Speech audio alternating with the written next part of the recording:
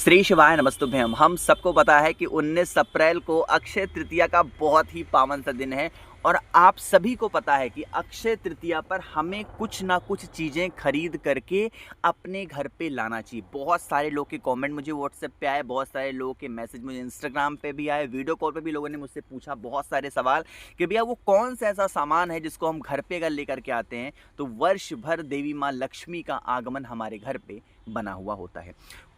कुछ चीज़ें आपको दिखाऊंगा, कुछ चीज़ें आपको समझाऊंगा। जिन भी लोगों को मेरी बातें बुरी लगेंगी उसके लिए पहले ही मैं क्षमा चाहता हूं, बट वीडियो को बहुत ध्यान से सुनिएगा। ये आपके अक्षय तृतीया के लिए तो सही है ही, साथ ही साथ आपके आने वाले भविष्य के लिए भी ये वीडियो बहुत अच्छी होने वाली है, क्योंकि कुछ ऐसी बातें बताऊंगा जो आपको ध्यान में रखनी चाहिए। ठीक है ना। चलो, अक्षय तृतीया पर ध्यान रखना चाहिए कि एक नियम अभी तक बना हुआ है। वो नियम कौन सा होता है? अक्षय तृतीया पर नियम होता है कोई भी आभूषण लेने का, चाहे वो सोने का हो या वो चांदी का हो। मानते हो? आप भी नहीं मानते हो, है ना? मानते हो? बहुत सारे लोग की आदत होती है कि अक्षय तृतीया पर वो ढेर सारा सोना खरीदते हैं, ढेर सारा चांदी खरीदते हैं।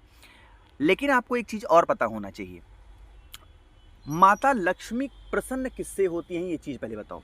माता लक्ष्मी उस चीज से प्रसन्न कभी नहीं होती हैं कि अगर आप कोई भी चीजों को व्यर्थ में लेते हो तो।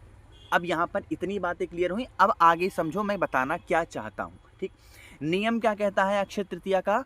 आपको चांदी लेना चाहिए या आपको सोना लेना चाहिए। कुछ लोगों की क्षमता जिनकी बड़ी होती है वो सोना चांदी लेते हैं, जिनकी क्षमता बड़ी नहीं होती है वो सोना चांदी नहीं ले पाते तो वो तांबा ले लेते हैं। ठीक, उस तांबे में वो स्टील का वो तांबे में वो गिलास ले लेते हैं, वो जग ले लेते हैं, है ना।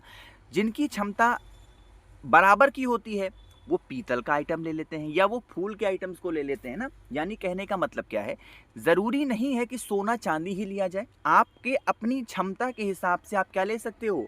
पीतल का सामान ले सकते हो, आप तांबे का सामान ले सकते हो, या आपको कुछ लेना ही है तो अगर आपने लिए कभी नहीं ले पाए हो तो वर्ष भर में तो आप क्या ले सकते हो? साड़ी भी ले सकते हो, चाहे वो किसी भी रंग की साड़ी हो। अक्षय तृतीया पर रंग का कोई महत्व तो है ही नहीं। मैंने बहुत सारी वीडियोस देखी जिसमें बताया गया कि उसमें ऐसे कलर की लेना चाहिए, वैसे कलर का पहन के जाना चाहिए। ऐसा कुछ भी नहीं है। अक्षय तृतीया पर किसी भी रंग का कोई भी सामान ले सकते हो, साड़ी ले सकते हो, है ना, या आप दान दे सकते हो। अब जो मैं बताने जा रहा हूं उस मेरी बातों को बहुत ध्यान से सुनिएगा। देखो, पहले तो एक चीज समझ लो कि अक्षय तृतीया पर कभी भी शुभ मुहूर्त मत देखना। ठीक, चाहे वो दुकान की ओपनिंग हो या कोई भी प्रकार का पूजन कराना हो या कोई भी पाठ कराना हो या कोई अनुष्ठान कराना हो या कोई भी सामान को लेना है, अक्षय तृतीया अपने आप में ही एक शुभ मुहूर्त माना गया है। अक्षय तृतीया का एक एक सेकंड अपने आप में शुभ मुहूर्त ही होता है। तो ऐसा मत कहो कि 12:45 के आसपास का जो टाइमिंग है वही शुभ मुहूर्त है, ऐसा कुछ भी नहीं है। पूरे सुबह से लेकर के रात तक के टाइम पे अक्षय तृतीया का मुहूर्त शुभ ही होता है। अब सुनिएगा, जैसे मान लो कि आपकी क्षमता अगर अच्छी है, पैसे वाले हो, तो क्या ले सकते हो? सोना ले सकते हो, चांदी ले सकते हो, आभूषण ले सकते हो। अगर आपके बेटे की शादी होने वाली है, आपकी बेटी की शादी होने वाली है, तो ये अक्षय तृतीया का अच्छा मौका होता है कि आप कोई भी सामग्री इसी बहाने अपने घर में आभूषण के तौर पर ले आ सकते हो। अपनी बहू को दे सकते हो, अपनी बेटी को दे सकते हो, अपने दामाद को दे सकते हो, फिर जिनको भी गिफ्ट करना हो उनको भी दे सकते हो, या खुद के लिए लेना हो तो उसके लिए दे सकते हो। लेकिन ध्यान रखिएगा, ऐसे ही सामान पर माँ लक्ष्मी प्रसन्न होती हैं जिस चीज की आपको सच में जरूरत है ना। आपके पास पैसे कम हैं, आपके घर के बगल के लोगों ने क्या खरीद लिया? सोने का कुछ भी खरीद लिया, कान का खरीद लिया, सोने का चेन खरीद लिया। अब आप अपने हस्बैंड से या आप अपनी वाइफ से लड़ाई कर रहे हो या कर रही हो कि हमको भी ये चाहिए।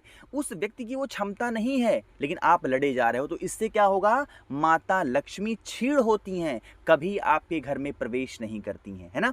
आपकी क्षमता अगर तांबे का पात्र लेने की है तो क्या करोगे?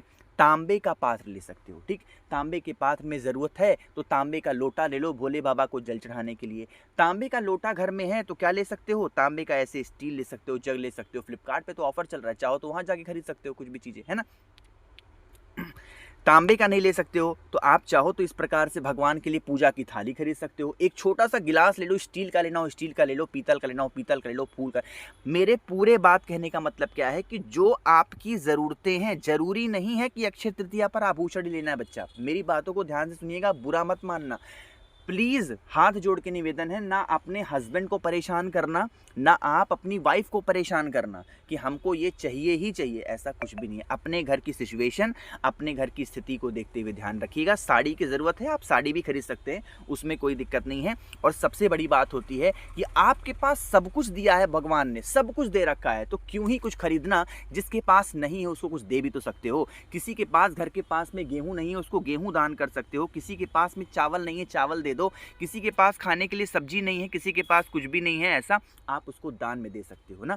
लेकिन व्यर्थ का पैसा मत वेस्ट करना, इस चीज़ को ध्यान रखिएगा, ठीक है ना। किसी का देखी देखा कुछ भी व्यर्थ में अपने घर पे लेके आओगे, हमेशा परेशान रहोगे। मेरी इस बात को ध्यान रखना, ठीक है ना।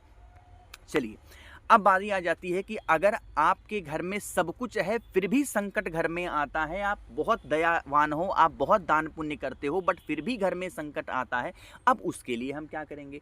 उसके लिए इस अक्षय तृतीया पर एक छोटा सा नियम लीजिएगा। वो नियम होता है 3 मुट्ठी का नियम। किसका नियम होता है? 3 मुट्ठी का। स्क्रीन पर आप लोग को दाल दिखाई दे रही होगी, ठीक है ना। ये कौन सी दाल है? ये है चने की दाल। तो आपको क्या करना है, 3 मुट्ठी चने की दाल लेना, एक छोटा सा कोई भी रुमाल ले लेना, चाहे वो लाल रंग का हो, चाहे वो पीले रंग का हो, चाहे वो सफ़ेद रंग का हो, ठीक। उस रुमाल पर 3 मुट्ठी आपको यही चने की दाल को रखना। कौन रखेगा? जो व्यक्ति घर में परेशान होगा।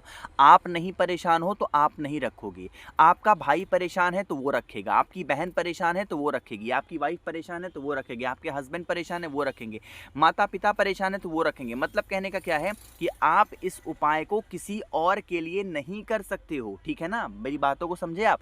ऐसे रखिएगा, 3 मुट्ठी आप ऐसे चने की दाल को रखेंगे। आपके घर के आसपास में कोई सा भी मंदिर हो, कोई भी मंदिर हो, चाहे वो भोले बाबा का मंदिर हो, मुट्ठी से नाप करके और उसमें रखेगा, और किसी भी मंदिर में दान, मतलब देखो अभी भी मैंने बताया कि कोई भी मंदिर हो सकता है ना, ऐसा स्पेसिफिक नहीं है कि भोले बाबा का ही मंदिर हो या भगवान शंकर का, अरे हनुमान जी का मंदिर हो या ना भगवान राम का मंदिर हो, कोई सा भी मंदिर हो वहाँ पे ले जाके जाना। और कोई भी ब्राह्मण देवता हो, पंडित जी हो, उनको दान देना। ध्यान रखिएगा, कुछ जब भी दान करो तो कुछ दक्षिणा दी जाती है। दक्षिणा मतलब क्या होता है, आम बोलचाल की भाषा में बोलूं तो क्या होता है, पैसा, यानी कुछ रुपए दे सकते हो, आपकी जितनी क्षमता हो, 10 रुपये, 20 रुपये, 50 रुपये, 1000, मतलब जितनी आपकी क्षमता हो कुछ दान देना। इससे क्या होगा, जितने भी ग्रह अगर आपके अनुकूल नहीं होंगे और वह ग्रह आपको परेशान कर रहे हो डायरेक्टली या इनडायरेक्टली, तो वो शांत होते हैं। बातें क्लियर है क्या? चलिए आगे बढ़ते हैं इस वीडियो के हम लोग तीसरे और सबसे आखिरी उपाय की तरफ, जो कि हम सभी को अक्षय तृतीया के अवसर पे करना चाहिए। और ये जो उपाय बताने जा रहा हूँ, यह उपाय स्पेशली 2 काम के लिए है, ठीक। पहला काम कि अगर आपके घर में कर्ज की समस्या बढ़ती ही जा रही है, बढ़ती ही जा रही है, ख़त्म होने का नाम ही नहीं ले रही है, तो आप इस उपाय को करेंगे। और दूसरा, अगर आपके घर में कोई ऐसा इंसान है जो बीमारी से जूझ रहा हो, मतलब उसकी बीमारी ख़त्म ही नहीं हो पा रही है, इतना वो इंसान परेशान है, तो आप इस उपाय को निश्चित तौर पर ज़रूर करेंगे, ठीक है ना। ये बहुत स्पेशल, बहुत ही प्यारी सी वीडियो है, ध्यान से सुनिएगा। लेकिन उससे पहले छोटा सा काम करना होगा। अगर आप लोगों को भी मुझसे, जैसे बहुत सारे लोग मुझसे वीडियो कॉल पे जुड़ते हैं, तो आप भी सब्सक्राइब के बगल में ज्वाइन का बटन दिखाई दे रहा होगा, उस पर भी क्लिक करके आप मुझसे सीधा जुड़ सकते हैं और मुझसे वीडियो कॉल पर बातें कर सकते हैं, अपनी आप कुंडली दिखा सकते हैं और सीधा आप सवाल पूछ सकते हैं, ठीक। दूसरा, अगर आपको मुझसे कोई भी सवाल नहीं करना है तो नीचे जो भी पूछना हो तो कमेंट सेक्शन में पूछ सकते हैं, वीडियो को लाइक कर सकते हैं। और जितने मेरे भाई बहन आवाज़ आज पहली बार सुन रहे हैं, चैनल को ज़रूर सब्सक्राइब करना, ठीक है ना। देखो, कर्ज मुक्ति के इस उपाय के लिए हम सभी को ज़रूरत पड़ने वाली है इस प्रकार से काली मिर्च। कितनी काली मिर्च लोगे? 5 काली मिर्च लेना, ठीक। 5 काली मिर्च को लेकर के इसको कूट लेना और पीस लेना, इसका पाउडर बनाना। बातें क्लियर हैं क्या? कूट लेना, पीस लेना, इसका पाउडर बनाना। और फिर आप सभी लोगों को इस प्रकार से लेना होगा क्या? बेलपत्र, ठीक। बेलपत्र के ऊपर वही पिसी वाली काली मिर्च जो 5 दाने वाली है, उसको रखिएगा। रखने के बाद में इसको लेके कहाँ पर जाओगे? आपके घर के अंदर या आपके घर के पास में कोई भी भोले बाबा का शिवलिंग हो, वहाँ पर चुपचाप जाना और उस एक बेलपत्र को, जो भी आपकी इच्छा हो, जो भी आपकी कामना हो, अब यहाँ पर 2 नाम लेंगे।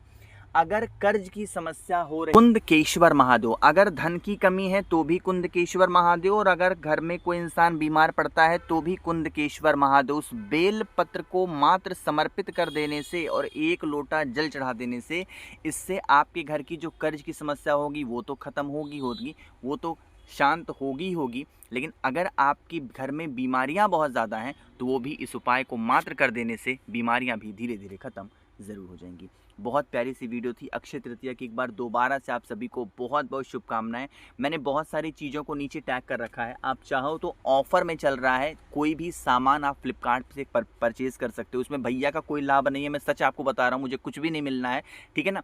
आप वहाँ से खरीदोगे तो अभी अक्षय तृतीया पर ऑफ़र आया है फ्लिपकार्ट पर, वहाँ से आपको अच्छे में सारी चीज़ें मिल जाएंगी, ठीक है ना।